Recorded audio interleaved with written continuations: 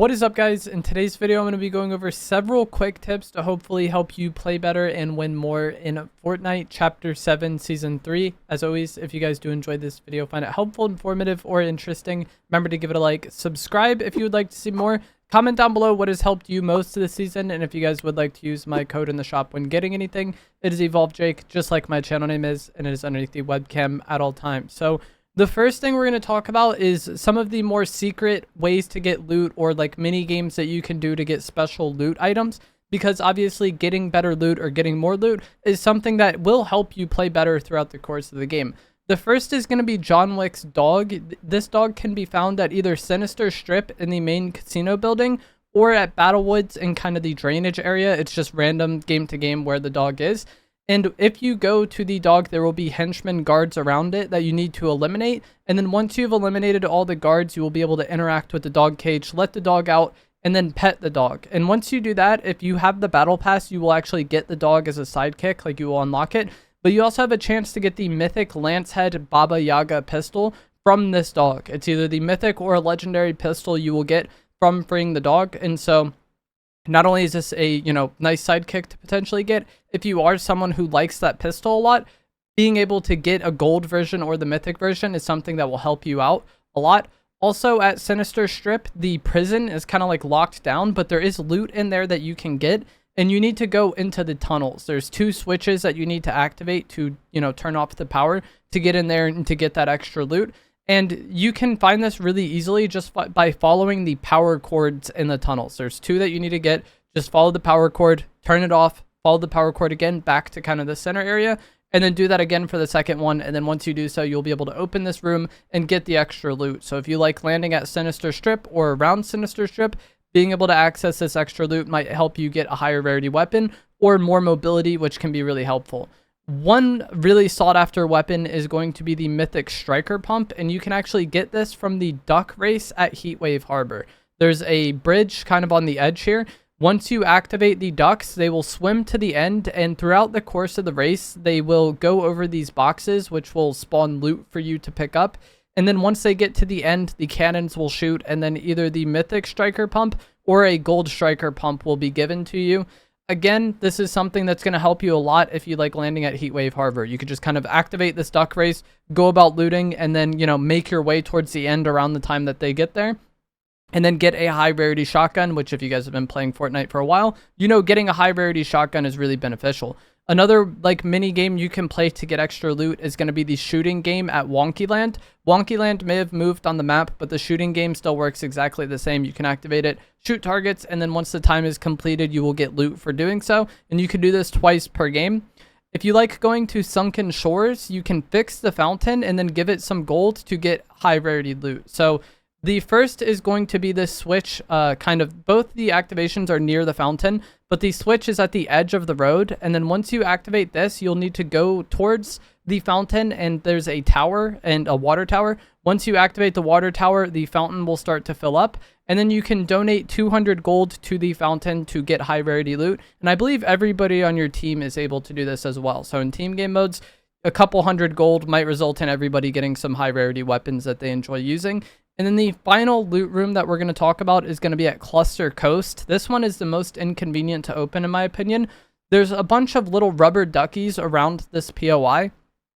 And then one of them will have sunglasses on. So you need to find the rubber ducky that has sunglasses by looking in all the pools and all that stuff around the POI to find which one has sunglasses. And then once you find the one that has sunglasses, you got to take it and kind of to the main building. Bottom floor, there is a case where you can put the duck inside, and then once you do that, there will be a room that opens up, and if you go all the way downstairs, there's like a little mini vault room with 2 rare chests and a lot of gold, and these rare chests actually have a chance to drop the mythic hunting rifle. So if you like using the hunting rifle, that mythic is definitely going to be something that you're going to want to get, and those are like most of the secret little hidden loot rooms this season. Another way for you to get loot, though, is going to be fishing, and obviously we have fishing poles and harpoons, but there are 2 items in the loot pool right now that make fishing really easily. The first is going to be the Chaos Exploder AR. If you shoot this at the fishing spot, it will actually destroy the fishing spot and give you fish, which is pretty crazy considering this AR is incredibly good on its own. So just having the extra utility to fish with is something that's going to be really nice if you enjoy using this. And then EMP grenades do the same thing. You can EMP a fishing spot and get the fish. I feel like wasting an EMP for this isn't really that ideal if you like carrying EMPs, but if you have a set of EMPs near a fishing spot, or you're landing latte landing anywhere that has fishing spots, making use of the exploder AR or the EMPs could be something that really helps you out. If you have struggled to get high rarity weapons throughout all of these other looting methods, you actually can upgrade your weapons at the sprite extraction computers. I've seen comments of people saying they're having a really hard time getting high rarity chaos reloader shotguns, and it doesn't seem like they're often in the vending machines. But if you do want to upgrade your shotgun or any other weapon, you can do that at the sprite extractions using sprite dust. I don't know comparatively how much this costs compared to like how difficult it is to extract sprites, but over the course of the season, I think the dust is something that will definitely build up and have an abundance of.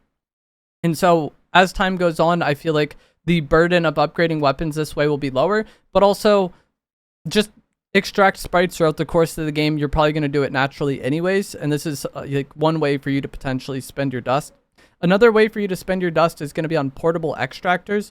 You can buy one of these per day at that computer for 2,000 gold, and I would highly recommend doing this because the portable extractors are going to be something that you're going to want to accumulate, because it's going to be the best way for you to extract high value sprites. If you find something really rare or really special that you don't have in your collection yet, being able to quickly get that out of there with the portable extractor and not have to go throughout that entire animation of the regular extracting or win the game with it, it's just going to be safer and easier. So each day you can purchase one for 2,000 gold, and then there's also a daily challenge that you can do if you look at the quests that you can use to get portable extractors. I believe you get 2 for the dailies, and then you get 1 for buying it. So you can get 3 a day, and these do stack and add up, and you could just save them until you actually need them.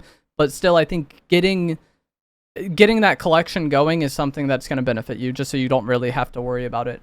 The extraction stations are a huge part of this season. A lot of people want to extract sprites, but this can also be a good way for you to find enemies. I've seen a lot of players talking about how they don't really know where to find anybody, or the games feel very boring. If I'm ever at a point in a game where I don't really know what to do, or I don't really have an idea of like what I want to do next, just looking at the map and going to the nearby extraction stations, or when you see an extraction station getting used, could be something that will help you find traffic. Because, if someone activated that station, they're probably there trying to extract a sprite, but other players in the area are going to be alerted to this and probably go over there as well. So if you want to fight, that's something you could do, but keep in mind you're probably going to get third-partied.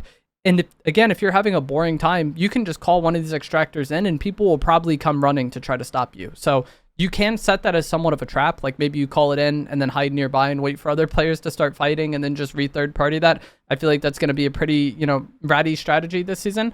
And that is also something you could do if you're trying to extract. A lot of people, they call it in and then they just stand around it, or they stand somewhat near it waiting for it to come in. But you can just kind of leave, go not like super far away, but you can go decently far away and then just wait for it to be there for you to put the sprite in the container. You can wait until it drops down when the indicator is green, and then just shockwave over there, overdrive over there, quickly put it in. And this might be something you do you might get beamed doing this and you might die shortly after. But if you're like really desperate to extract that sprite and you don't really care about losing the game, I think just calling it in and then hiding somewhere and then just trying to shockwave onto it and put it in right away once the container does land is something that you might have a better success rate with than just standing next to it. But just in general, like I said, you can just call them in to try to bring some traffic towards you and then maybe hide, or get ready to defend it, whatever you want to do. I think using these extraction stations is going to be something that really controls the pacing of the game.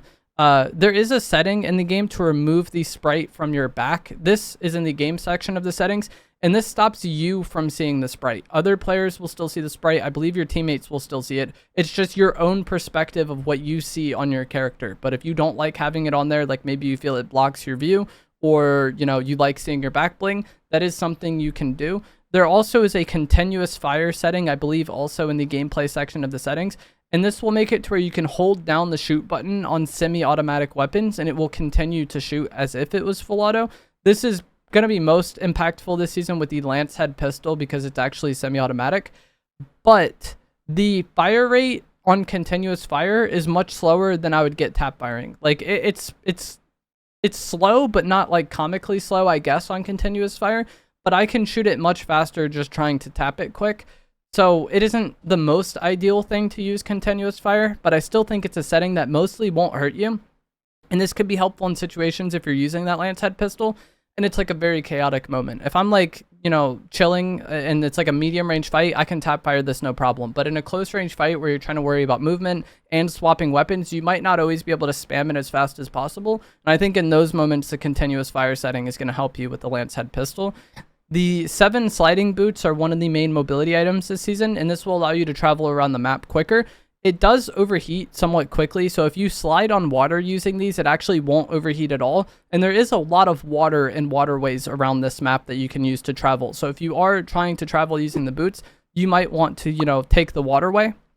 Also, if you aim down sights when using these boots, you will slow your slide down, but make your weapon incredibly accurate. So this is like a give and take here. You do make yourself an easier target and kind of neutralize some of the mobility aspect of your boots. But you can hit incredibly accurate shots and laser people with things like the Flex SMG or the Ranger pistol. So that is something that you're going to want to take advantage of with these boots if you are someone that enjoys using them. The Mythic version, I believe, can just be got from opening chests.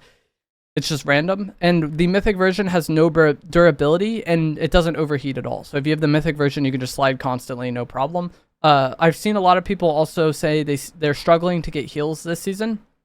And there are heal vending machines at every POI and the gas stations, obviously. This season, Chug Jugs are for sale for 1,000 gold in there. And I think so far this season, like obviously like shield fish or slurp fish would be the best heal, but you don't always have the time to get them or the opportunity to, depending on where you land. So for most of the season, I feel like Chug Jugs are just the best healing item in the game. And it's what I'm going to be using most of the time. I try to always make an effort of purchasing a Chug Jug at the vending machine if I ever do need heals. So that is, I think for 1,000 gold, the Chug Jug is really high value. Lots of the sprites have activated effects. We don't have all the sprites in the game yet, but some of them have effects that activate on certain things. So like the Ghost sprite activates when you reload. The 0 point sprite activates when you heal. And if you're using a sprite like this where you have to do something to activate it, having it ready to go all the time is something that could benefit you. So if I'm having a Ghost sprite and I have like the Ranger pistol in my inventory, I'm pretty much always just going to shoot one shot off with it. That way I always have it ready to reload if I do just want to pop invisibility for whatever reason. And the Ranger pistol reloads incredibly fast. And you don't even need to finish the reload to activate the invisibility. You just need to start it. So having a weapon always ready to be reloaded if you have a Ghost sprite, that way you can pop invisibility whenever you want, is something that I think will help a lot. Also, the 0 point sprite, like I said, if you just always take 1 tick of storm damage or something, that way you're always ready to heal if you do want a shield bubble, I think is also something that can benefit you a lot. Because with the 0.1, you can't start healing if you're full health until your overshield has been damaged and you've taken some amount of damage, some amount of real damage. But if you take the 1 health of storm damage and you have a Chug Jug, you can pop it at any time and then just start healing. And that will allow you to spawn in a shield bubble.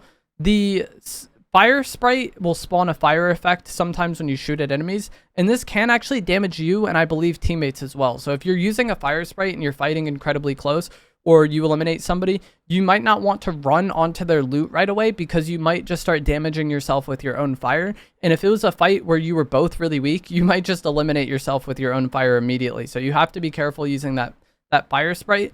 The water sprite will heal you whenever you're in water for shield.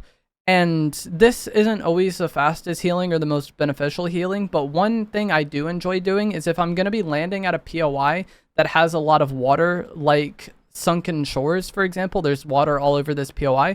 If I know I'm going to be landing there, I like to take a water sprite into the game. That way I can just passively generate shield pretty much always while I'm in the POI.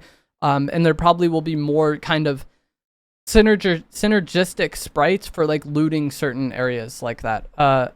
Also with this season, visual audio was nerfed. So you need to not rely entirely on visual audio. I feel like for a lot of Fortnite, especially recent years, players could turn this on and just have pretty much like God awareness at all times. If anybody was sneaking up on them, they would probably know. If anybody was fighting, you know, anywhere around them at all, you would get those indicators and know. Whereas now you do have to actually listen a bit more for enemy players, you know, trying to sneak up on you, for gunfire in the distance. I feel like this makes suppressed weapons a little more high value, like the Ranger pistol, because in the past, suppressed weapons didn't have as much of a visual audio range, but now it's probably way lower than it was before, since everything got reduced. And then shockwaves, I feel like also sound pretty quiet this season. I don't know if it's just like the lack of visual indicators, but there's been a lot of times where I like faintly heard somebody shockwaving or overdrive nading, and I'm like, did I really hear it or did I not hear it? Am I like imagining things because it's so quiet?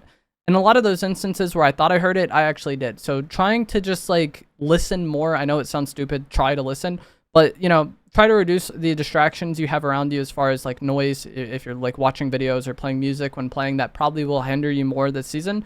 And try to be more cued into those audio cues, because awareness is something that is going to be rewarded this season with visual audio being nerfed. But that is going to be it for this video.